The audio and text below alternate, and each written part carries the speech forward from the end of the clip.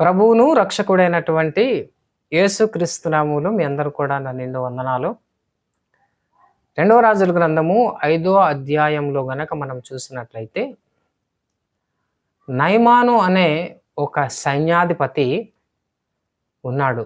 అతను ఒక కుష్టి వ్యాధి కలిగి తాను ఆ వ్యాధిని పోగొట్టుకోవడానికి ప్రవక్త దగ్గర తాను వచ్చాడు. అయితే నయమాను ఏమని అనుకున్నాడంటే, నేను గొప్ప స్థానంలో ఉన్నాను కాబట్టి ప్రవక్త వచ్చి ప్రార్థించి నాలో ఉన్నటువంటి ఆ వ్యాధిని స్వస్థపరుస్తాడు, లేక గొప్ప అద్భుతాన్ని చేస్తాడు అని అనుకున్నాడు. కానీ ఏలియా దానికి ఏమని సమాధానం చెప్పాడంటే, యోర్దాను నదిలో వెళ్ళి నువ్వు 7 సార్లు మునుగు అని చెప్పాడు. ఇది చాలా సాధారణమైనటువంటి పని.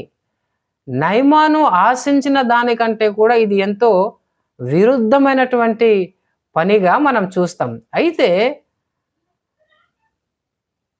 అద్భుతము కంటే కూడా దేవునికి విధేయత చూపించడం అనేది ఇది చాలా గొప్ప కార్యమని మనం చూస్తాం. దేవుడు గొప్ప అద్భుతాలు చేయగలడు, కానీ ఆయన కోరేది ఏమిటి అని అంటే మన విధేయత. మనము దేవునికి విధేయులు అవుతున్నామా లేదా?